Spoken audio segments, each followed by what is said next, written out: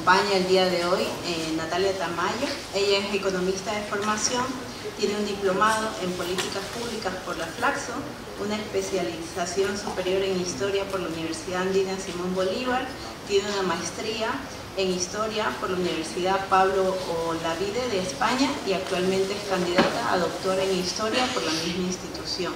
Ha dirigido los centros de documentación de diario El Comercio de Quito y Expreso y Universo de Guayaquil, dirigió la biblioteca de la Universidad de las Artes y actualmente es docente de la materia Arte y Sociedad de esta universidad. Ella nos va a acompañar con su ponencia, donde va a hacer un abordaje metodológico sobre los archivos de prensa, especialmente unos apuntes sobre el archivo del diario El Telégrafo.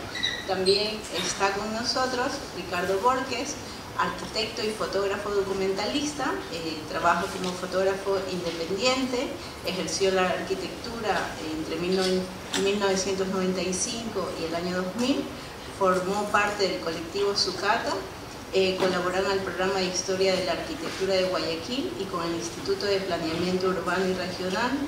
Como fotógrafo desde el año 92, ha expuesto en muestras colectivas e individuales en Quito, Guayaquil y Cuenca. También ha sido publicado en libros de arte, su trabajo ha sido publicado en libros de arte y fotografía contemporánea, ha contribuido con revistas de antropología, libros de artistas, fotolibros y publicaciones. En la actualidad trabaja como fotógrafo independiente en la ciudad de Guayaquil para revistas, agencias de diseños, artistas, empresas privadas y públicas con diferentes proyectos fotográficos. Él nos acompaña con su ponencia que se llama Explorar. También está con nosotros un invitado del país vecino, desde Perú, está el doctor Andrés Garay, es doctor en comunicación por la Universidad de Navarra, con su tesis sobre la vida y obra del fotógrafo Martín Chambi, la cual ya ha sido publicada en 2 ediciones. Ha sido curador de exposiciones de fotografía histórica en su país y en el extranjero, entre las que destaca la curaduría que hizo con Jorge Villacorta sobre la vida y obra del fotógrafo y editor moral en la Bienal de Fotografía de Lima en el 2014. Piura Mírate en el Tiempo, producida en 2016 con motivo de los 100 años de fundación del diario local y Cosmovisión Andina en las fotografías de Martín Chambi, realizadas en Quito en el 2018. Ha presentado sus investigaciones en congresos y coloquios y publicado artículos especializados. En el 2016 ganó una beca de investigación del Instituto Iberoamericano de Berlín, gracias a la cual publicó el libro Cusco Revelado con fotografías de Max Vargas, Max Kuschle y Martín Chambi. Actualmente labora en la Facultad de Comunicación de la Universidad de Piura. Como fotógrafo tuvo el primer puesto en el Premio Nacional de Fotografía Documental del 2006. Él nos acompaña con su ponencia, 2 aproximaciones divergentes al estudio del fotoperiodismo en el Perú, la crónica de 1912 y el tiempo 1916. Hemos decidido centrar esta ponencia en fotoperiodismo, puesto que, bueno, como bien saben, la universidad posee el archivo de fondos del Telégrafo y creo que este evento es como un buen motivo para conversar en torno a esto que nos interesa tanto como es la fotografía de prensa.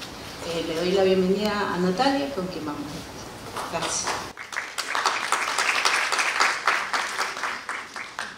Buenos días, gracias por venir. Yo voy a hablar sobre los abordajes metodológicos sobre archivos de prensa. Realmente este es un apunte sobre el trabajo en el archivo del diario El Telégrafo y responde a una experiencia previa que hemos mantenido con Ricardo Borges en la curaduría de unas fotografías y con el trabajo de archivo fotográfico que se realiza en la Biblioteca de las Artes con el señor Reinaldo Rodríguez, quien dirige ese fondo documental. La presente ponencia busca expresar algunas líneas de reflexión sobre el trabajo de la memoria y de la historia desde los archivos de prensa. Un tema poco abordado por la particularidad que tienen los centros documentales y los archivos de prensa, y porque tradicionalmente la prensa ha sido considerada una fuente de información y no un objeto de trabajo en ciencias sociales.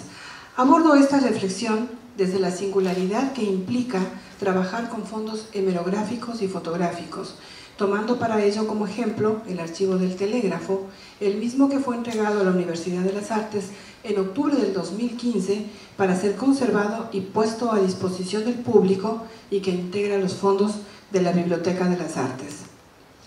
Diapositiva 1, por favor. Siguiente. Me parece oportuno partir de la puntualización de esta ponencia con 3 aspectos que deberíamos dilucidar: archivo, memoria e historia. En primer lugar, definir la forma en que entendemos la historia. En los trabajos que hacemos con historia no la vemos en el sentido tradicional de las grandes hazañas y los grandes hombres, y en donde el documento textual tiene singular importancia, sino más bien desde un nuevo abordaje histórico, una historia incluyente que concibe la historia de las cosas, del pensamiento, de las mentalidades, de la cultura. La disciplina entonces estudia las construcciones culturales sometidas a tiempo y espacio, a las clases marginadas, a los excluidos y también a los actores individuales. Estamos hablando de una historia desde abajo, desde las clases marginadas, desde los excluidos, interesándose por actores colectivos e individuales, y es muy importante, además, ampliar las fuentes históricas a registros visuales y orales. Esta perspectiva nos permite escribir otro tipo de historia. Con ello paso al segundo tema, el de la memoria. En las últimas décadas asistimos a un boom de la memoria, fenómeno que se revela en varias exposiciones, muestras, museos, programas de televisión, documentales, recreaciones. Varios académicos hablan que vivimos de una época de amnesia. La memoria entonces sirve para enfrentar esa época de amnesia, o lo que el historiador Peter Burke llama la amnesia social. Al respecto, el historiador ecuatoriano Guillermo Bustos nos habla de una memoria convertida en mercancía, sacralizada, fragmentada y formateada, que ha quedado fuera del control del especialista, es decir, del historiador, y que circula por todos los canales del espacio mediático como si fuese una historia verdadera. La relación entre historia y memoria ha generado, pues, y genera diversos debates, tanto en torno a su conceptualización como a sus usos. El debate ha oscilado entre autores que consideran conceptos antagónicos y otros que los plantean en sus vinculaciones y sus continuidades. Hay 2 posiciones al respecto. Una plantea la ruptura entre historia y memoria y la defiende como la continuidad de la memoria con la historia. Según Maurice Halbach, la historia comienza donde culmina la tradición y surge la necesidad de escribir acerca de un periodo que ocurre cuando ha pasado bastante tiempo para contarlo. Para Pierre Nora, mientras la historia es la reconstrucción problemática e incompleta de lo que ya no es, la memoria es un fenómeno que actúa en relación al presente. En ese sentido, la historia es una representación del pasado, una operación intelectual que utiliza un análisis y un discurso crítico, y la memoria, en cambio, un trabajo desde el presente.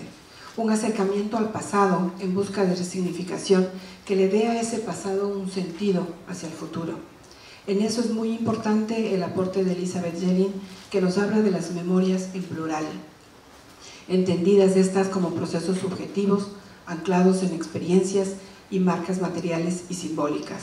Memorias que están inmersas en un campo de luchas y de disputas, y en donde es importante prestar atención a los productores de sentido de esas memorias y de esas luchas.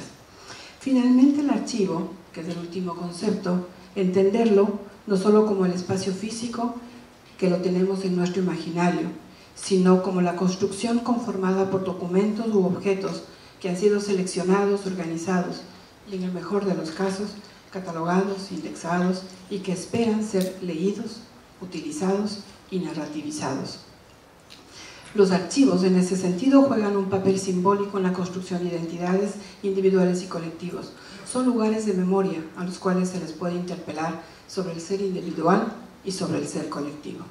Archivo no es sinónimo de memoria, pero sí entenderlo como una fuente fundamental de la que se nutre la memoria. Siguiente diapositiva, por favor. Con estas puntualizaciones nos preguntamos, ¿cuál es el papel de los archivos de prensa en la construcción de la memoria individual y colectiva? ¿Cómo se ha de trabajar la memoria en este espacio, cuya constitución es singular y diferente a los archivos administrativos, institucionales o personales. Siguiente diapositiva. Los archivos de prensa son espacios, en el mejor de los casos, conservados, organizados y manejados para servir de testimonio físico de la existencia de una empresa editora y de su gestión, pero también para servir de testimonio informativo de hechos relevados por un medio de comunicación tras un proceso de producción de información. Siguiente diapositiva. Trabajar la prensa como fuente histórica parte de considerar que las noticias publicadas son solo una versión de la realidad que permite a las personas informarse sobre ciertos acontecimientos fuera de su alcance inmediato. De hecho, no todo acontecimiento es noticia, ni toda noticia es un acontecimiento para la sociedad. Un segundo elemento es tener en cuenta la dimensión política de los medios. El periodista catalán Héctor Borrat manifiesta que los medios de comunicación, aunque no buscan el poder político ni institucionalizarse en él, deben ser considerados como actores políticos porque son capaces de afectar el proceso de toma de decisiones en el sistema político. Su influencia está determinada por su circulación, su credibilidad, que en realidad es su capital simbólico, y la efectividad que tenga en la intermediación entre sociedad civil y Estado. La prensa, al informar, entra en interacción con otros actores en una suerte de conflictividad que no es percibida por el lector, porque ello queda oculto bajo las connotaciones de neutralidad o mediación que acompaña al medio. Desde este espacio, cada medio de comunicación ejerce y crea una estrategia de comunicación única, una comunicación política que le es propia e irrepetible. Desde este espacio informa, reflexiona, comenta, forma opinión, alaba o descalifica prácticas sociales y aprueba o invalida a actores sociales. Estas acciones comunicacionales pueden leerse en el relato que emerge en la superficie redaccional de la prensa, en el mismo espacio en donde también se revelan los acontecimientos de una sociedad y la interacción que se da con los sectores políticos. Siguiente diapositiva, por favor. La tarea entonces es dilucidar, por un lado, los intereses que puede tener la prensa en determinados momentos y la forma en que se inserta como actor político y la influencia que logra al adoptar decisiones políticas que beneficien a sus intereses. Finalmente, tener en cuenta el elemento subjetivo en la construcción del relato periodístico, es decir, el aporte individual de cada uno de quienes trabajan en la confección de ese relato periodístico. De ahí que sea necesario acercarse al archivo de prensa para analizar lo publicado y lo no publicado, con el objetivo de establecer la forma en que ese relato periodístico encubre acciones públicas y no públicas en los medios de comunicación. Vean, siguiente diapositiva. Veamos ahora ya en el tema nuestro los archivos fotográficos. La fotografía como documento social nos habla de un hecho, de un instante captado por la mirada de alguien. Las imágenes son claves para entender los aspectos históricos de las sociedades en cualquier campo. La fotografía de prensa, salvo la fotohistoria, acompaña, valida y refuerza el contenido de una información escrita. Se convierte en uno de los principales elementos que además captura la atención del lector. Siguiente diapositiva, por favor. Siguiente diapositiva. En su interpretación de la fotografía deben entrar en juego algunos elementos. El sujeto que la produjo, es decir, el fotógrafo, el editor que seleccionó la fotografía, lo cual constituye un acto capital porque le otorga a la gráfica una intencionalidad y un significante en la construcción de la realidad específica, y las condiciones en las que fue producida la fotografía, es decir, el motivo que dio origen a esa foto. En este primer abordaje de la fotografía de prensa se cruzan por lo menos las dos subjetividades, la del fotógrafo y la del editor. Considerar la fotografía de prensa como documento de memoria exige tener en cuenta también la identificación del autor, el pie de texto que le da sentido a la publicación, su contenido, es decir, lo que denota y lo que connota, y su contexto, el tiempo concreto de publicación y también el de republicación. Siguiente diapositiva. Siguiente diapositiva, por favor. Okay. Eso nos lleva al otro espacio, el del archivo, en donde se tejan otros elementos que proporcionan un metarrelato sobre la construcción de este dispositivo, porque ha estado mediado por alguien que intervino en un nuevo proceso de selección y de descarte de imágenes. La selección, la conservación y la catalogación de las imágenes nos permiten como historiadores acercarnos más bien al aspecto de las mentalidades puestas en acción a la hora de archivar. Todos estos elementos han de ser tomados en cuenta cuando nos acercamos a leer, decodificar o interpretar los significados de las fotografías de prensa. Siguiente diapositiva.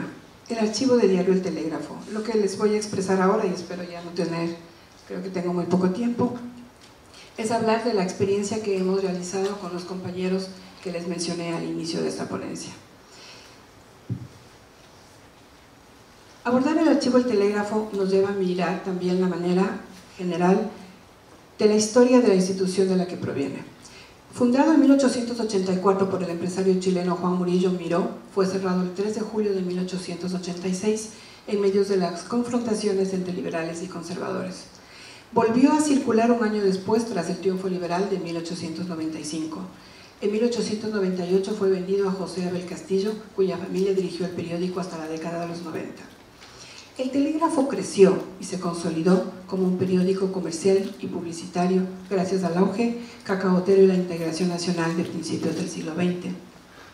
Contó entre sus plumas a lo más letrado que formó el laicismo del país. Fue el primer medio de comunicación en constituirse como empresa. Contó con el servicio de cable telegráfico, de ahí su nombre, importó la primera rotativa cilíndrica, fue el primero en publicar fotografías de 1903, cuando reseñó el aniversario del incendio que asoló la ciudad. Tras un periodo de cambios de dueño, fue el primer periódico en ser rescatado por una institución gubernamental y también el primero en convertirse en diario público. En su quehacer periodístico también fue innovador, incorporó temas literarios y culturales en sus páginas, asimiló la idea del reportero en su estructura productiva y fue el primero en publicar diferentes géneros periodísticos. Lastimosamente, el desarrollo del periódico no acompañó el proceso del archivo histórico. Conservada la parte textual, es decir, los impresos, se minimizó la importancia de la historia gráfica. Un hecho cuestionable, no solo este periódico, sino que revela la práctica entre los trabajadores de los periódicos del país en general, que convirtieron a las fotografías en objetos de recuerdo, material de intercambio y luego de desecho que se perdió en el tiempo.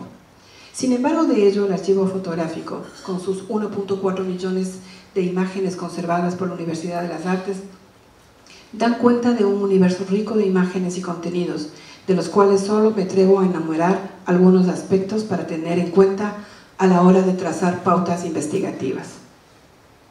El archivo contiene información, fundamentalmente de la segunda mitad del siglo XX.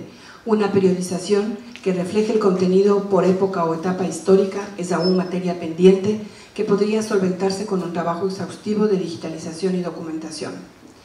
El archivo también refleja el sistema vigente en la construcción informativa del medio en el que se privilegiaron las noticias oficiales. Nos encontramos ante un corpus en el que sobresalen personajes políticos fundamentalmente ligados al poder o en cuestionamiento al mismo. Siguiente, por favor. Los sectores sociales son poco visibilizados, a menos que sean parte de una composición en donde alternan figuras en ejercicio del poder. Siguiente diapositiva, por favor. Siguiente diapositiva. Ok. Los sectores sociales son poco visibilizados a menos que estén en una escena en la que comparten espacio con el poder. Siguiente diapositiva. Las mujeres no están presentes en las informaciones políticas. Las informaciones de mujeres, gráficas al menos, van a eventos culturales, sociales y religiosos. Sirven para graficar temas de pobreza o ruralidad. Destaca la imagen de Marta Bucarán como una de las primeras mujeres en aparecer en un mitin político. Siguiente diapositiva. Las mujeres en un contexto religioso o en un contexto social. Siguiente diapositiva. La primera mujer en participar en un mitin y ser fotografiada, Marta Bucarán de Rondós. Otro aspecto a tomar en cuenta, siguiente diapositiva, es que los autores de las fotografías no aparecen visibilizados en el archivo. Lo que se encuentra son los estudios fotográficos que hicieron las fotos y que también revela la forma en la que se adquirían las fotografías en la época. Esta es una fotografía de Leonidas León, cuyo autor es del estudio Jordán, data de 1934 y efectivamente sabemos que es de Jordán porque está el sello, pero no está visibilizado en la publicación el autor de la gráfica. Siguiente fotografía. La reutilización de las fotos nos habla de la prevalencia de unos personajes sobre otros, así como de las limitaciones gráficas que enfrentó el medio de comunicación y de los olvidos informativos que se produjeron en el proceso de información productiva. Siguiente diapositiva, por favor. Aquí se puede ver las fotografías que esperan ser utilizadas. En este caso es una fotografía no publicada, aproximadamente de los años 80. En el reverso está una posible ubicación de la gráfica, no importa dónde vaya. La idea es graficar un viaje a los balnearios. Siguiente diapositiva. En cada línea enumerada que he hablado hasta este momento hay una serie de líneas de trabajo que tenemos por explorar. La forma de organización del archivo, su forma de clasificación y catalogación, como bien dije, muestra la mentalidad vigente de una época, así como la subjetividad de quienes organizaron el archivo. Tenemos tareas pendientes, un trabajo que nos convoca a historiadores en la necesidad de armar nuevos relatos que den cuenta de la complejidad de un archivo como este. También un reto que convoca a quienes trabajan con la memoria a fin de dar una resignificación a la información encontrada. Y por supuesto a los artistas, para quienes este archivo es una puerta abierta a múltiples trabajos. Muchas gracias.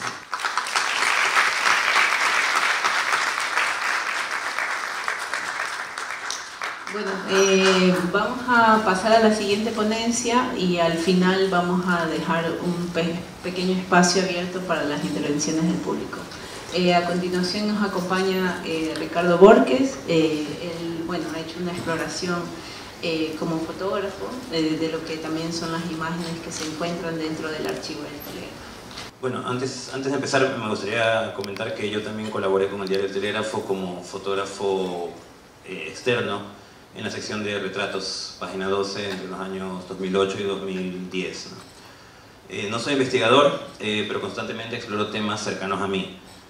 Yo vivo en el centro de Guayaquil, frente a la Universidad de las Artes, y me interesan temas urbanos, memoria, comunidades gráficas, arquitectura moderna y popular. Y cada cierto tiempo realizo proyectos personales sobre estos temas, ¿no? A partir de mi propio archivo y de una especie de deriva con propósito como habitante del centro. Fui invitado a esta mesa pensando un poco en mi archivo, ¿no? Pero la idea mutó por esta relación que voy teniendo con la universidad, la biblioteca de las artes y el archivo del Telégrafo en estas colaboraciones que Natalia nombró que hemos realizado explorando el archivo. Para mí es interesante hablar del archivo del Telégrafo también como un archivo precario, ¿no? Que ha sido depredado, hay muchas imágenes que han sido perdidas. Espera un momento allí. Sí. Que se han perdido. Tiene estas características que nombraba Natalia de que están agrupadas. En el caso de la exploración que yo hago es básicamente de la fotografía en copia, ¿no? Fotografía impresa. No me he metido con el archivo de negativos ni nada del otro, ¿no? Y estos de aquí, estas fotografías están en carpetas que tienen estos temas, que son los temas que le interesaba al diario, que se van agrupando. Y personalmente me interesaron unas que se llaman diversas actividades, que es donde está todo lo que no entra en las otras catalogaciones. Entonces de allí es de donde yo empiezo a explorar un poco, o veo cosas que me saltan, ¿no? Ahora el tema, obviamente explorar, scan. Cuando yo uso mi escáner y escaneo una foto, la primera palabra que me sale es explorar, eso es scan, ¿no? O puedes cambiarle, poner la imagen, etc. Me gustó esa idea porque es una exploración, yo no sé a dónde voy a llegar, no sé si voy a terminar estas investigaciones, no sé para dónde me voy, quizás hay una que me llama más la atención. Otra cosa muy interesante respecto al escanear, explorar, es que la fotografía en realidad es un objeto tridimensional.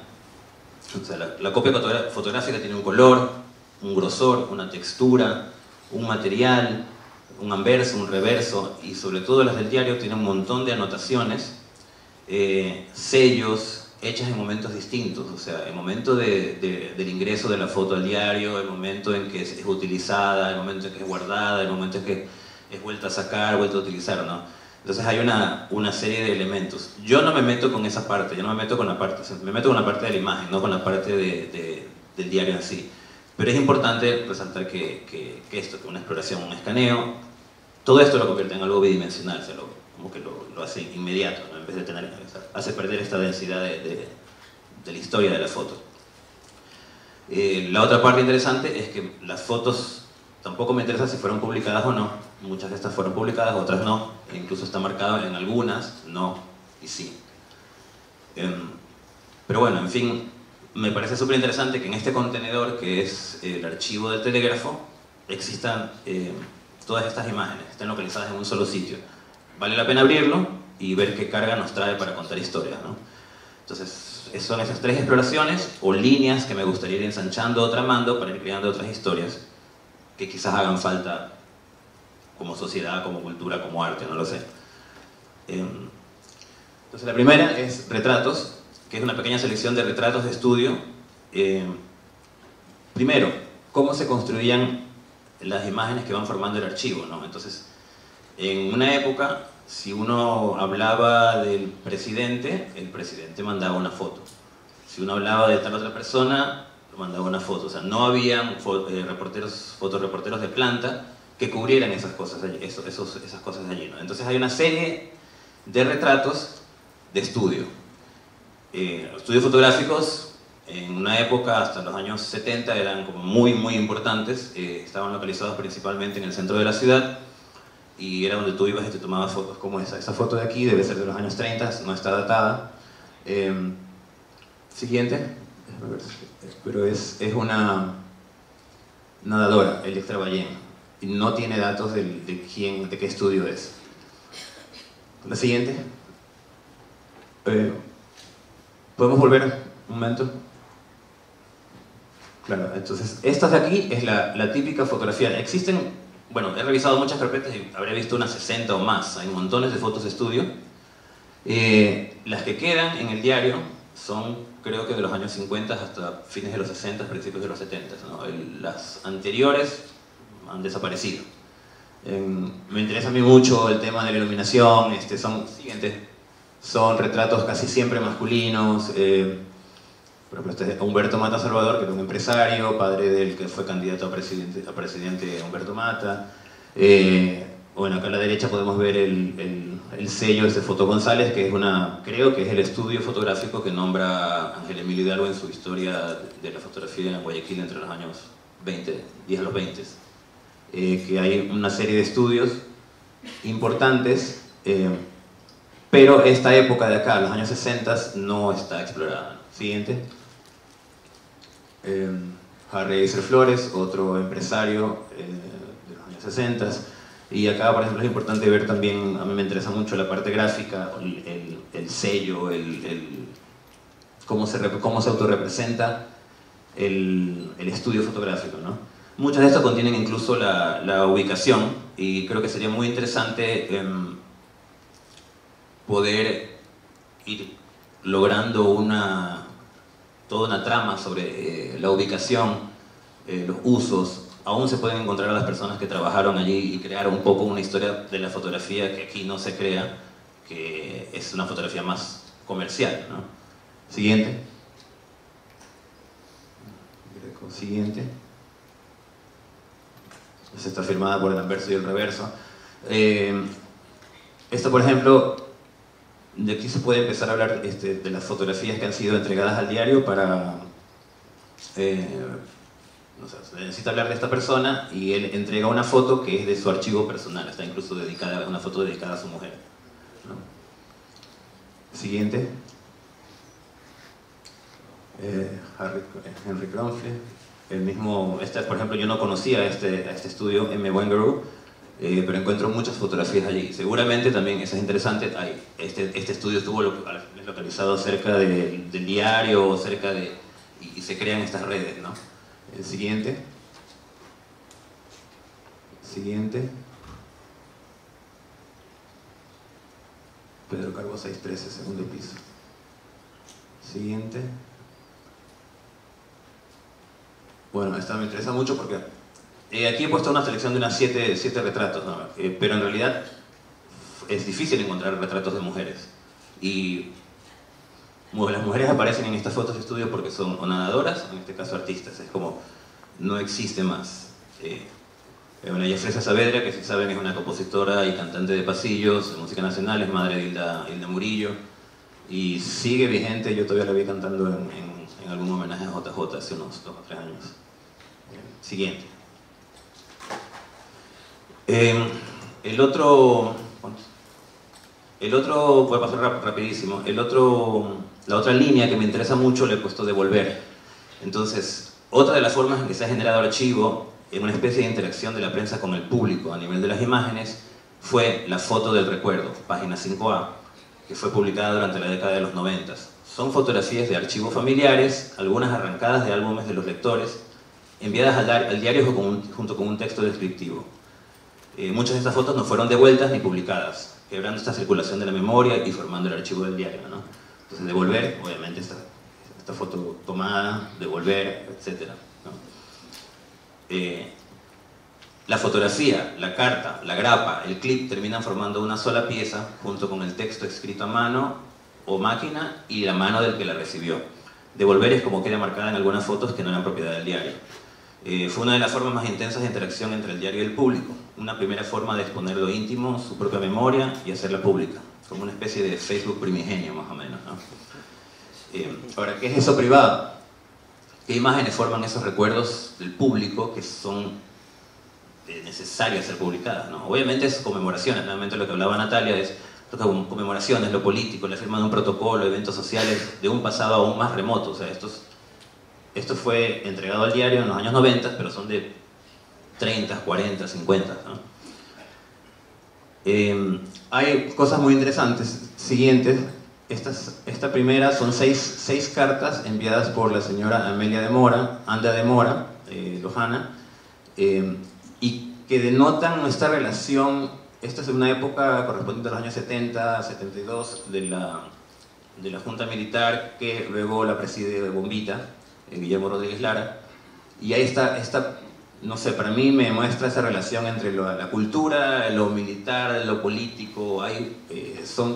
Son todas fotografías que conmemoran un momento de la entrega de un documento, por ejemplo de acá, la reinauguración del Museo de Arte Moderno en la Casa de la Cultura del año 73. ¿no? Si ven abajo es la letra de la persona que recibe, esta letra que es como, yo pensaba primero que era de la señora, que era una señora veterana, ¿no? Pero es la letra del que recibe en el diario, una letra media temblecosa, ¿no?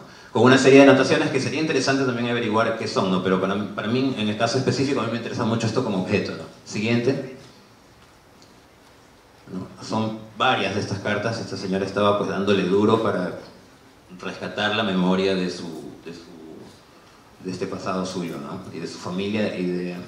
Pero siempre son en estos eventos muy políticos. Siguiente. Este es interesantísimo porque este ya es otro objeto, ¿no? Esta es otra carta, una carta ya rota, muchas están así, esos pedazos no se las puede separar a veces porque el clip ya está agarrado con la foto, ya se daña, ¿no? Y esta es de una señora que es una investigadora, una profesora universitaria de colegio y no aplica. No sé. Siguiente. Bueno, esta es una conmemoración del IPAC, Instituto Calderón, que tampoco fue publicada, sino ese no. Siguiente. Esta es una fiesta de cumpleaños con Guido Chiriboga Parra, el que está a la izquierda, Eduardo Carreón Puertas, que son gente pues, de la élite guayaquileña. Eduardo Carreón del turismo, me parece que era el dueño del Hotel Boulevard, no me acuerdo, no recuerdo en este momento. Guido Chiriboga, pues político, empresario. Siguiente. Pueden ustedes observar cómo las fotos han sido arrancadas, ¿no? O sea, está en los álbumes, estos álbumes de cartulina negra. Siguiente. Bueno, esto también es una conmemoración del inicio de un proyecto del Club Rotario, etc. Siguiente. Esta es interesantísima, que porque es de alguien, no fue de vuelta y es de alguien de mi barrio, la bolivariana, ¿no? Adjunto la presente si vas a encontrar la foto del año 45 para que sea publicada en la sección Foto de Recuerdo, cuyos nombres detalla a continuación. Raquel Menéndez Gilbert, Guillermo Gilbert, Guillermina Gilbert, Pedro Menéndez Navarro, Rosario Gilbert de Menéndez, Abel Gilbert Pontón, Jorge Weiner, en realidad Jorge Weiner, Alba Calderón de Gil, Antonio Gil Gilbert, o sea, esta es la familia Gilbert, artistas, literatos, etc., ¿no? Y solicitando de forma muy respetuosa que se me devuelva el original de la foto de la Ciudadela Bolivariana, Avenida J. Páez y Delta, Guayaquil Radio Club. Pero bueno, sigue ahí. Siguiente. Siguiente, a ver si puede salir esas dos. Bueno, esta foto de la... Vuelvo atrás. Esta foto es la firma del colectivo del Ingenio San Carlos con los trabajadores en el año 68 o 64. ¿Puedo? Avance. Siguiente. Año 69. Es muy interesante, es algo que es un momento muy político. El Ingenio San Carlos es una de las empresas más antiguas y más poderosas del Ecuador. Yo creo que seguramente es mucho el poder detrás de muchos poderes, ¿no? Y esto es un dato increíble. O sea, se podría pensar también qué pasa con eso, ¿cómo qué funciona allí detrás de todo esto de aquí? Y la de la derecha es interesantísima, es algo que yo no sabía. Es una carta que habla sobre un proceso fallido en el cual una misión checa estaba viendo la posibilidad de, en la península de Santa Elena, que no tenía agua potable, crear una planta desalinizadora, que creo que existía en Ancón, en el Ancón inglés de la primera mitad del siglo XX, existía una planta desalinizadora de agua potable. Pero este proceso quedó trunco, parece que es correspondiente, eso se estaba haciendo en la época de Velasco Ibarra como dictador. O sea, Velasco Ibarra fue electo presidente en el año 68, en el 70 se declara dictador y en el 72 es derrocado por una junta militar que preside Guillermo Rodríguez Lara. Y este proceso quedó trunco. Entonces, por ejemplo, también es una idea como no tenía idea de eso, etc. Siguiente. Bueno, aquí otra de estas piezas que son... No puedes sacar el clip de esto de aquí, ¿no? Es un equipo deportivo, ahí está Leonidas León, Caballito Ceballos, Perico Menéndez, grandes deportistas de los años 30.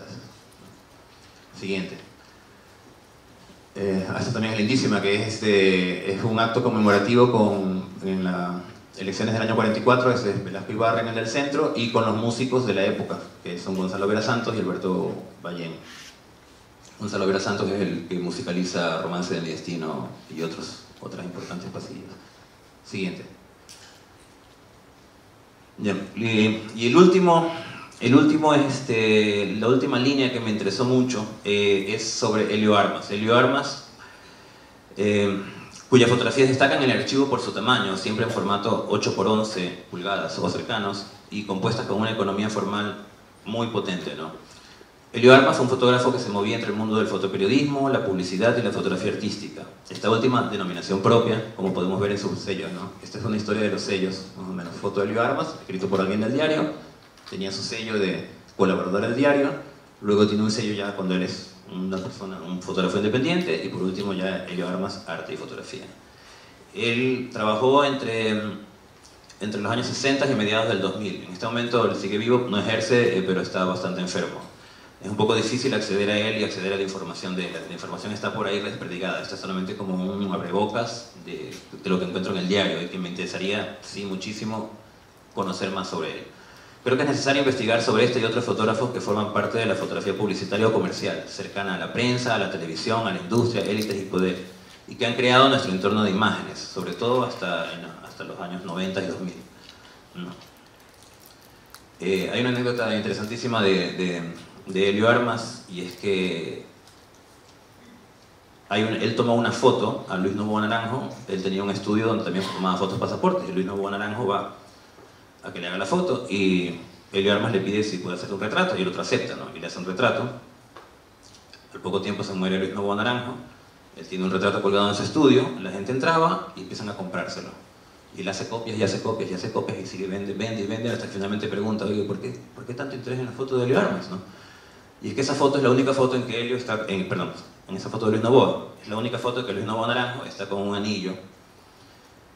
Y hay un mito urbano que él hizo un pacto con el diablo, y siempre que terminaba un negocio se sobaba el anillo, y es la única foto que está con el anillo, para la suerte. Entonces la gente lo compraba para tener éxito en los negocios. Hay un retrato al óleo hecho a partir de esa fotografía en el Museo Luis Novoa Naranjo. Bueno, las fotos de Helio Armas atraviesan todo el archivo del Telégrafo, pues formó parte del equipo de fotógrafos del diario a mediados de los 70, y luego también les vendía imágenes de sucesos, porque él era un cronista que estaba en la calle y pasaba algo y vendía, ¿no? Esa es una serie corta de imágenes de él. Esto es los famosos escasez de gasolina de los años 70. Siguiente. No son las mejores fotos de él, son solamente las que encontré en las carpetas de actividades. La de la izquierda es del Vicente Rocafuerte. La de la derecha es súper interesante. Recuerden que esta es una foto de un salto en paracaídas. Recuerden que en esa época se hacía un clic. No había ráfaga ni nada de esto de aquí. Aquí está lo que digo yo, la capacidad formal de él, que es muy buena, muy rápida. Y obviamente esto destaca que él tiene una relación con los militares. Siguiente. Él era un súper cronista deportivo. Decían que no había clásico del astillero si no estaba él, para documentar. Bueno, esto no es una de las mejores fotos, pero obviamente se ve, bueno, la capacidad que tiene él de captar el momento, que el otro le está quitando la pelota. Es un partido de la Copa Libertadores, creo que es del año 71-72. Es en cambio el triunfo de un equipo de básquet, de Athletic, ¿no? Siguiente. Parece que hizo un reportaje para el diario, una crónica sobre el Camal. Esto es en los años 80 ya. No recuerdo el nombre pero es el intendente de policía. Siguiente. Pero lo que más me llamó la atención fue encontrar una carpeta sobre Guillermo Rodríguez Lara, presidente de facto del Ecuador entre el año 72 y 76.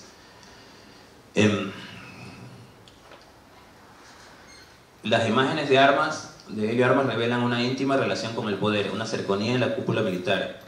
Helio Armas está en un primer círculo alrededor de Bombita, creando una imagen de estadista, militar revolucionario, activo, cercano a la izquierda internacional. O sea, esta foto de aquí, por ejemplo, él está escuchando a esta señora. No tenemos datos, entonces si es una señora, si es la mamá, la abuela o qué sé yo, o es pueblo, no sé. La imagen de la izquierda, en cambio, para mí es una potencia así del líder revolucionario de los 70, latinoamericano, etc., ¿no? Siguiente. Helio... Esta, por ejemplo, es la fotografía que está ahorita expuesta en la Biblioteca de las Artes. Esta, por ejemplo, con su familia. Siguiente. En la playa. Hay una construcción aquí que me recuerda, una construcción de imagen que me recuerda mucho. Está muy bien trabajada y solamente en la época de Correa había algo como tan cercano, ¿no? Porque luego de eso hay otras fotografías de la Junta Militar, pero son solamente militares firmando documentos, así, ¿no? No tiene esta potencia. Siguiente. Él lo acompañó en viajes a Europa, Medio Oriente. Por ejemplo, la foto de la derecha, que es una clásica de él, es con Ceausescu, el presidente de facto de Rumania. Esta foto debe ser del año 73, ¿no? Recuerden que Rodríguez Lara colaboró acercó a Ecuador a la OPEP, a los países no alineados, era una cuestión de izquierda, etc. Siguiente. Por ejemplo, acá está, esta foto no estoy segura no está firmada, no está sellada, no estoy segura si es de Helio Armas o no, la de la izquierda, pero bueno, la quise poner por esta construcción de la imagen de él. Y con Omar Torrijos. Bueno, eso sería todo, gracias.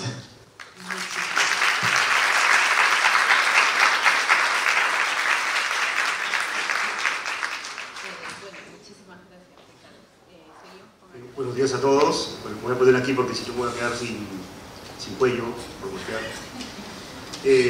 Bueno, estoy muy contento de estar aquí, en realidad muy agradecido también a Aurora y a la universidad por haber hecho posible esta invitación. Yo voy a tratar de ser un poquito rápido porque voy a hablar de dos proyectos que he participado que tienen que ver con el manejo de archivos, no sé si archivos o colecciones fotográficas de dos diarios en el Perú.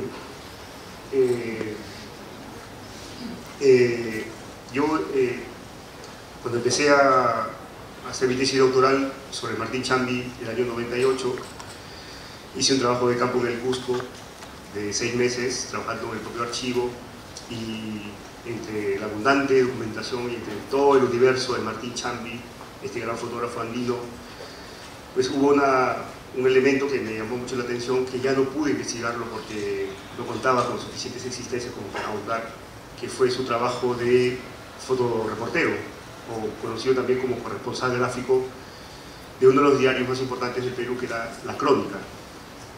No sé si pueden ampliar la imagen, por favor, y pasar a la siguiente diapositiva. Ahí se conservaban algunas portadas nada más, y de todos los temas posibles que se podían ver de Martín Chambi, en realidad era una diversidad de asuntos que era realmente sorprendente, desde la máquina que llegaba al Cusco, paisajes, patrimonio arqueológico, una serie de situaciones. Adelante, por favor. Y sobre todo desde una época muy temprana de su actividad en Cusco. Chambi se establece en la ciudad en 1920 y ya al año siguiente y a los 2 años siguientes ya estaba produciendo este tipo de fotografías para ser enviadas a la ciudad de Lima, donde se publicarían finalmente. Lamentablemente la conferencia que voy a dar no es sobre Martín Chambi, pero adelante, por favor. Pero sí me quedé con la intriga de saber más sobre la crónica, sobre todo por el diseño que tenía. Era un diario que tenía, la portada estaba diseñada a fotografía completa o a 2 o 3 fotografías.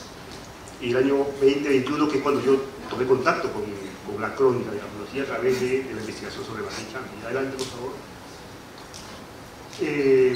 Hermann Schwarz, un colega, amigo, investigador limeño, ha puntualizado sobre esta práctica de Martín Chambi como corresponsal gráfico y ha llegado a determinar que Chambi publicó 352 fotografías en el diario La Crónica y en la revista Variedades de Lima en el lapso de 1920-1929. En ese periodo de tiempo publicó 22 portadas en La Crónica. Yo creo que es una práctica significativa, habida cuenta de que tenemos a Martín Chambi bajo el imaginario de que es un gran documentalista, un gran retratista, artista de la fotografía, pero como corresponsal gráfico es una actividad relativamente que se aproximaba y que Hermann Schwarz puso sobre la mesa con una investigación muy rigurosa de esos años, ¿no? Entonces, a partir de ahí, adelante por favor, a partir de ahí con mi amigo y colega Jorge Villacorta decidimos hacer un proyecto de investigación para poder averiguar más sobre la crónica, o sea, qué cosa era la crónica. El objetivo fue conocer un trabajo de campo de cerca de 4 años, conseguimos un financiamiento de la Bienal de Fotografía de Lima para poder exponer el trabajo ahí. Y entre las integraciones que hicimos, pues, entre colegas periodistas y fotógrafos, investigadores, pues no se conocía que había un archivo fotográfico de la crónica. Pero sí que habían ejemplares en diferentes fuentes como la Biblioteca Nacional del Perú, la Biblioteca del Congreso de la República, la Biblioteca de Agencias de Noticias, donde se agregan buena cantidad de ejemplares, y un archivo particular de la nieta, que es un personaje que va a ir apareciendo, de Manuel Moral, que fue el fundador del diario. Fue un seguimiento cronológico, ¿no?, en todas estas fuentes de datos. Contamos con 3 asistentes y 3 colegas fotógrafos profesionales para poder hacer, con la metodología de la reprografía, fotografiar directamente el ejemplar original. Y el resultado se proyectó como la exposición, fue una exposición en la Casa O'Higgins, en el Jirón de la Unión en Lima, una casa muy importante de exposiciones de 3 pisos, y hacer un artículo científico. Quedó esto pendiente de un libro, pero eso todavía no ha podido ser posible. Adelante, por favor. Entonces, ya indagando por diferentes fuentes, llegamos a un personaje que es Manuel Moral. Manuel Moral es un fotógrafo portugués que llegó al Callao muy jovencito, de 18 años, y empezó por las investigaciones que hemos hecho en diferentes ciudades del Perú, lo hemos ubicado activo con un estudio itinerante en diferentes ciudades del país.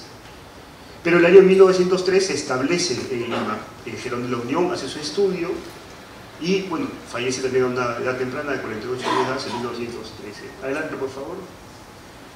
Pero en 1905 es un año clave aquí, en esta historia, porque empieza él un rol nuevo, que es el rol de editor, fundador de revistas y publicaciones. Adelante. Y de las 3 principales revistas que fundó, el año 5 funda la revista Prisma, la revista Variedades el año 8 y la revista Ilustración Peruana el año 9 con unos sistemas de impresión a color que eran la novedad en el Perú, con papel cuché muy grueso, eran unas revistas de lujo, muy bien presentadas, con información variada de muchas secciones, política, deportes, caricatura, tal. Pero adelante, por favor. Pero al revisar esas revistas, que la tenía la nieta, que en eso no antes, había una sección muy novedosa, a la que le llamaba indistintamente Vistas del Perú o de Provincias. Y empezamos a sistematizar la información que aparecía ahí, y resulta que la fotografía era una sección fotográfica a partir de obras que le mandaban fotógrafos activos en el interior del Perú, se las mandaban a la revista para ser publicadas. Y lo que nosotros sostenemos aquí es que empieza a crear una red de fotógrafos que van a suministrar mucho material gráfico para estas revistas todavía. Y de temas muy variados, obras de desarrollo, costumbres, religión, desastres naturales, fiestas patronales, etcétera, etcétera. Y eso en el cuerpo de las revistas era un flujo muy interesante de una visualidad que se asomaba sobre el Perú, una visualidad fotográfica. Y eso justamente va a constituir el precedente de lo que consideramos nosotros que es la gran obra de Manuel Moral, que es el diario La Crónica. Adelante, por favor. Que se funda, el primer número sale el 7 de abril de 1912. Y como ya lo dije antes, es a portada entera con fotografía. Era una cosa que nosotros, porque nuestro interés claro era fotográfico, no era reconstruir el periodismo en general, no era hacer historia del periodismo, sino nos interesaba básicamente el lenguaje fotográfico y que aparecieran sistemáticamente imágenes a portada entera de un diario nuevo, realmente era muy chocante. Y también pudimos ver que, como le reconocían los créditos a los fotógrafos, pudimos ver un sinnúmero de fotógrafos que mandaban sus fotografías al diario, a Manuel Morales en la sede de Lima. Y esto, claro, imagínense ustedes que solamente Hermann Schwarz ha establecido que Martín Chambi tardaba como 15 días entre hacer la foto, mandarla por correos al puerto de Mollendo, en el barco, al Callao, al estudio de La Crónica, era como 15-20 días. O sea, el sentido de actualidad era muy diferente al de ahora, que es instantáneo, pero no perdía interés los temas que se fotografiaban. Adelante, por favor. Este es el primer número. En el primer número hay un manifiesto inaugural del diario. Yo he encerrado ahí algo que nos interesa. Adelante, por favor, y acá lo tengo ampliado. Adelante.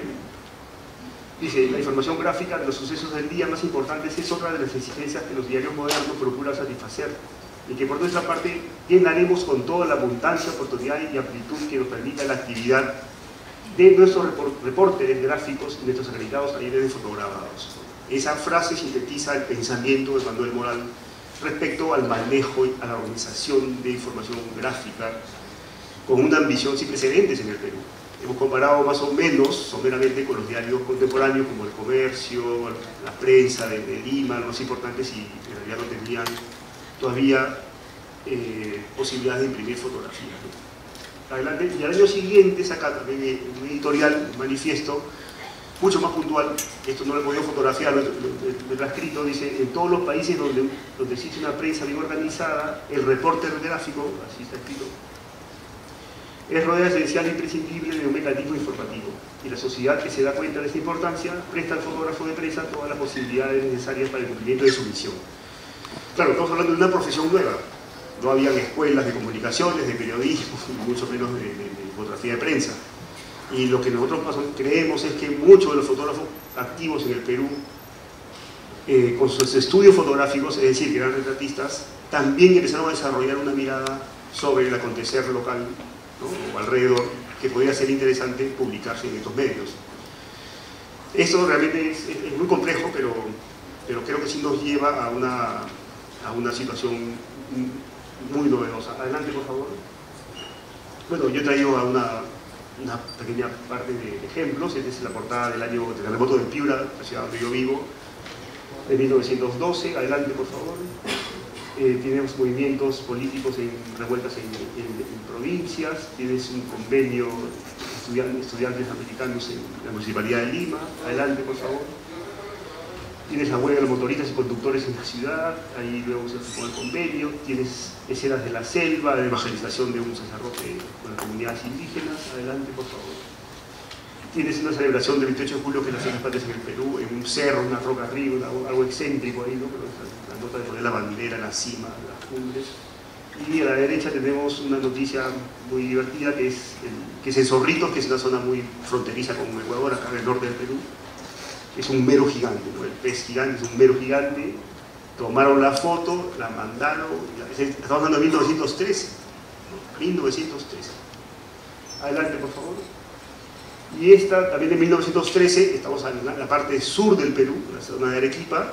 Es un incendio, y acá hay un guiño a lo que Robert Capa diría 40 años después, ¿no? Que las fotos tus fotos no son buenas si no estuviste cerca, algo así, ¿no? Entonces, acá Max T. Vargas, que era el maestro de Martín Chambi, está prácticamente fotografiando entre las llamas del incendio del puerto de Molleto que se incendió en esa ocasión y que fue un desastre natural. Aquí, bueno, es importante, ¿no? Chambi se forma en Arequipa, Max T. Vargas enseña mucho y muy posiblemente también enseñó, entre otras cosas, las posibilidades del privilegio de poder, el privilegio, la potencia que hay en el hecho de movilizar tu obra fotográfica en medios de comunicación. Adelante, por favor. Bueno, esta es una foto ya de los años 20. Acá vemos a las señoritas limeñas en la playa del balneario y a la derecha la prisión del Pancoa, que es el oriente amazónico peruano, ¿no? Dentro de las muchas reflexiones que hemos sacado nosotros sobre este proyecto, en realidad acá hemos entrado en dos. Adelante, por favor.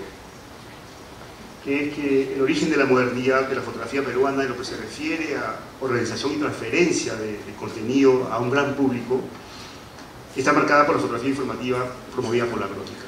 O sea, esto, sin querer ser un poco torpe, pero claro, se han creado algunos mitos respecto a la obra de Martín Chambi, pensando que Martín Chambi había sido el gran promotor de la corresponsabilidad gráfica en el interior del Perú, pero con ese proyecto se quedó comprobado de que en realidad fue Manuel Moral, el fundador, quien, potencializando toda su capacidad fotográfica, su conocimiento del país y de los fotógrafos, creó este periódico, y ya en el año 12 se puede decir de que empezó a abrir un camino de desarrollo fotográfico.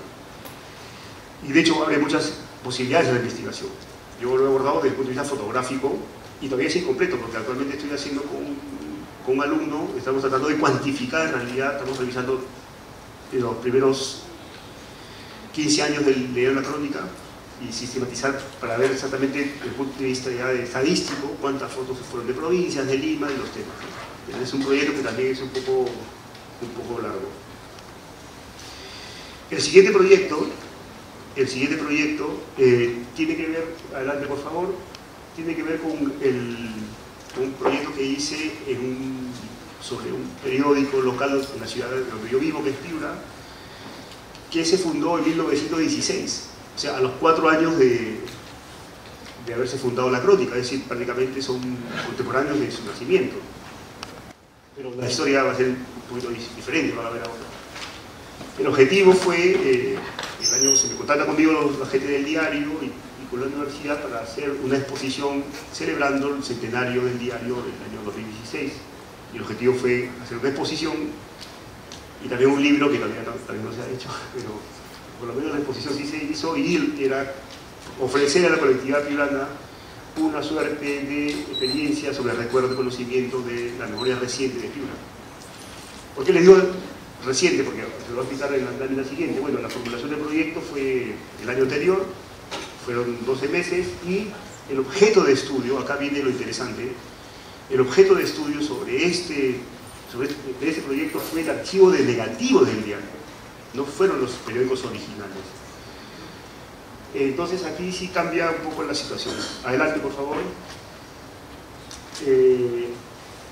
La metodología que se desarrolló en ese proyecto fue una metodología de revisión de negativos de medio formato. Un medio formato es un negativo más o menos grande, que se puede ver con cierta facilidad en una mesa de luz, como en estado, se puso información en una base de datos, también con periódicos originales en la etapa final, y también se contó con varios grupos de trabajo de alumnos de la Facultad de Comunicación.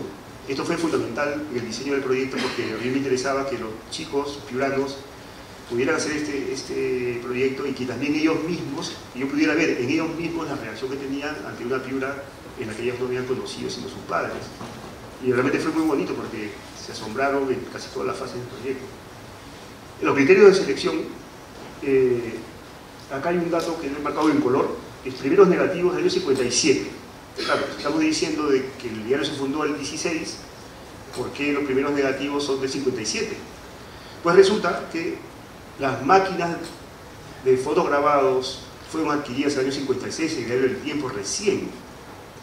Y fue a partir de esa adquisición de esas máquinas de poder imprimir fotografías en las páginas del diario que se contrataron los fotógrafos de planta.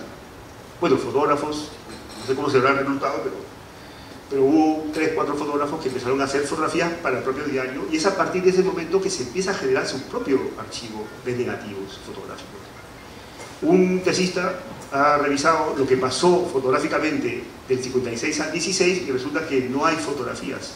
Hay dibujos, cartelas, unos suplementos conmemorativos, pero impresos en Lima, pero hay cerca de 40 años de impresión textual, básicamente. Y esto obedece un poco también al centralismo que ocurre en el país respecto a Lima, y por eso que he señalado eso con color, porque es muy importante. O sea, en la historia del fotografismo en Piura, de alguna manera, empieza en el año 57, casi 40 años después de que Manuel Moral había puesto las bases en esos manifiestos.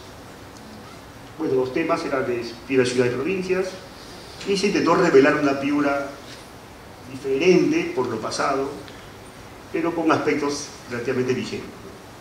La calidad formal de las imágenes fue un criterio importante, y también un criterio aleatorio. Había miles de imágenes, ahorita les voy a pasar las cifras, y no había posibilidad de revisar todas. Es un poco que se agarró por secciones y por calidad. Y entre los chicos jóvenes, yo también soy un poco joven también, me interesaba también que ellos participaran en esta posibilidad de elegir las imágenes. Adelante, por favor. Bueno, para eso es importante hacer una referencia que el año 2007 la Universidad de Piura y el diario El Tiempo firmaron un convenio porque el diario no podía hacerse cargo de su archivo de negativos y lo iban a botar a la basura.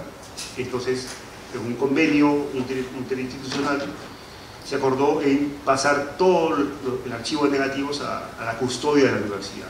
Yo no sé, bueno, eso sí fue un acto de salvaguarda, pero también es un problema porque tener un archivo es complejo y demanda mucha responsabilidad múltiple. Adelante, por favor. En esa ocasión se hizo una ficha descriptiva y una base de datos con algunos datos que tenían los contenedores de los negativos, y ahí se estableció la fecha ¿no? Se comprobó la fecha de inicio de la producción fotográfica de negativos. Adelante, por favor. En la fecha descriptiva, acá en el punto 1.6.5, acá abajo, ustedes pueden ver que el volumen total de ese archivo fotográfico fueron de 270.000 negativos. En ese periodo nada más, del 57 al 95. He hecho un experimento muy rápido para ver más o menos de cuántas fotos se pueden haber publicado diariamente, y resulta que al comienzo, los primeros 20 años, se publicaron diariamente unas 4 o 5 fotos. O sea, no es que haya sido una producción una publicación muy fotográfica, digamos, ¿no? Y adelante, por favor. Y para hacer ya el proyecto de la exposición, me remití solamente a los primeros 13 años, porque más o menos era la parte donde había mayor cantidad de negativos de mayor formato. Por ejemplo, en formato 120 había 36.148 negativos, en el formato CAR, que es un formato un poquito más grande, de 6 por 9 centímetros, 13.205 imágenes, sumando un total de 49.353 imágenes. De ahí se hizo una selección de 5.000 con los alumnos, y de ahí se hizo una preselección de 400. De esas 400 tuvimos que llegar a 100, porque el 100 era digamos, la cifra emblemática de los 100 años de la fundación. Fue un recorrido brutal, o sea, muy fuerte. Sin mis alumnos yo no lo hubiera podido hacer. Tenía 9 alumnos y gracias a ellos también pudimos establecer unos criterios de selección de imágenes, ¿no? Esa parte fue muy enriquecedora para mí porque los chicos aportaron mucho y también se tomó en cuenta su capacidad de asombro, algún dato que conocían, la calidad fotográfica, el enfoque, la luz, etc. Adelante, por favor.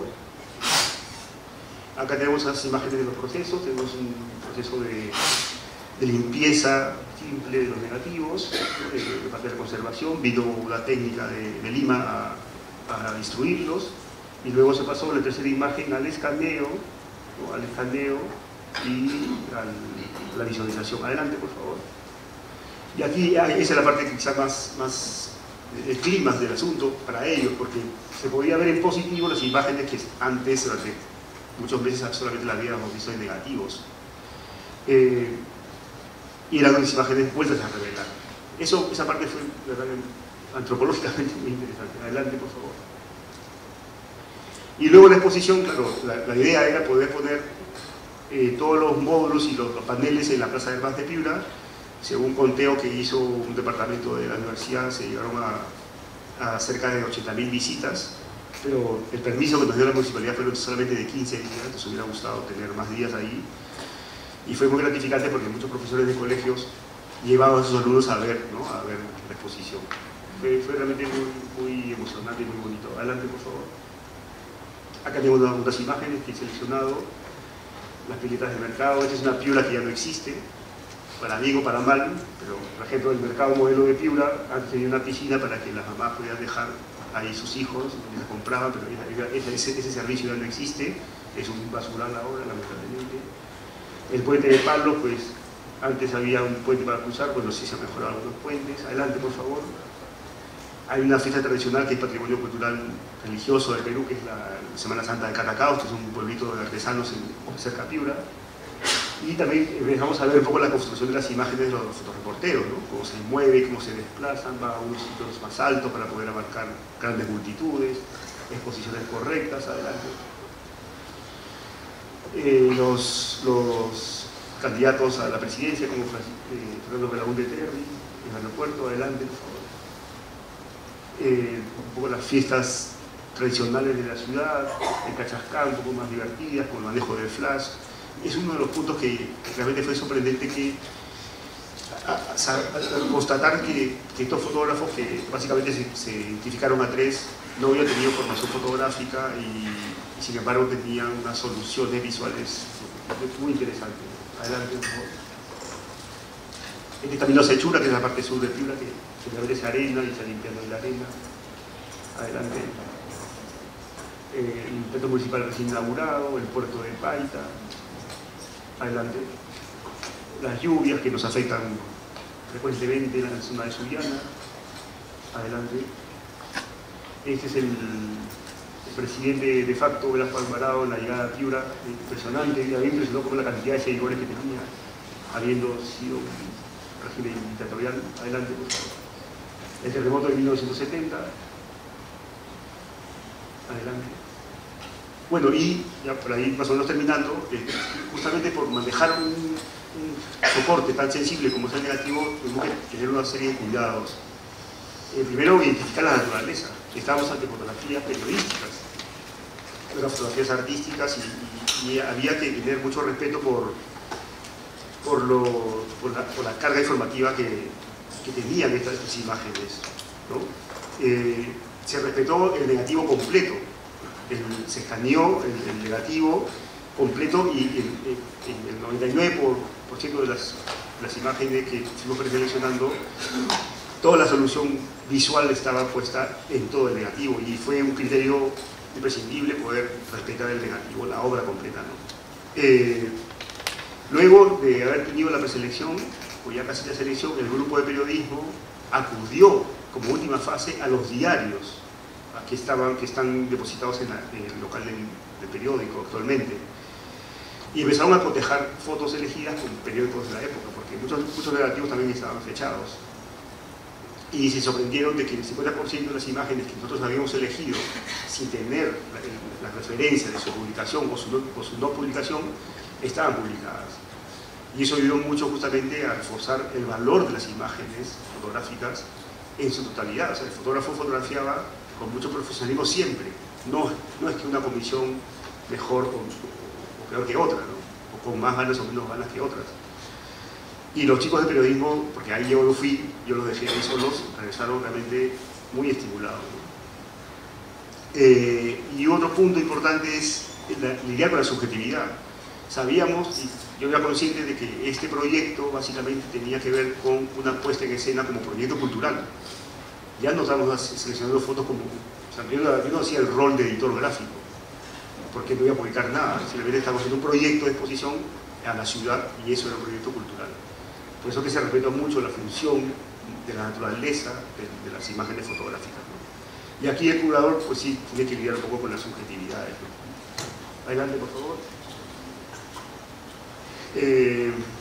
Bueno, si hay algo que yo tengo que reflexionar aquí es la calidad de los fotógrafos, ¿no? Empíricos, sin información que se conozca, pero con sorprendentes soluciones visuales y con una sorprendente comprensión del valor informativo a nivel de imagen. Y también cómo es la función original, ¿no? La función original de una imagen que sirvió para un fin concreto, como era informar, pues se le cubre con una capa de valor cultural 30 años después, 40 años después, y que sigue con una potencia enorme para la memoria y para el recuerdo de los habitantes de la ciudad en esos momentos.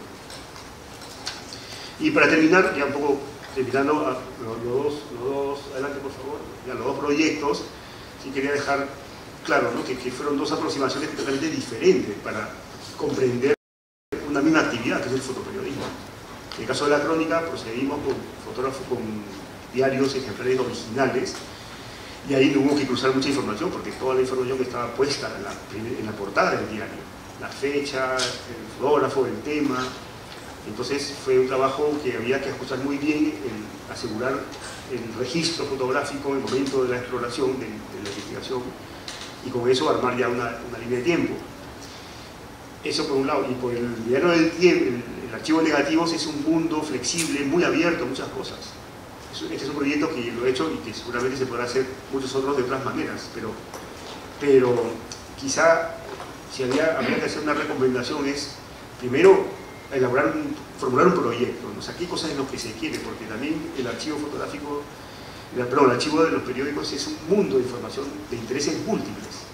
Una persona que se dedica a la moda puede hacer una propia investigación, o que se dedica a lo que fuera, al diseño gráfico, si quiere.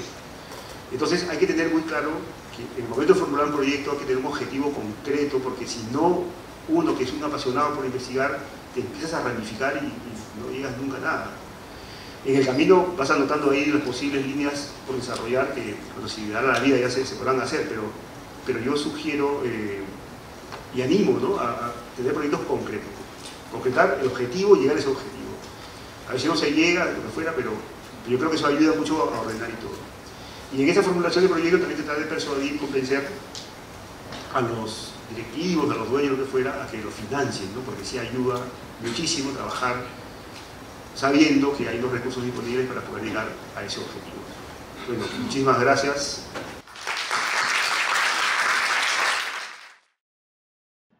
La educación pública y de calidad en artes es un derecho.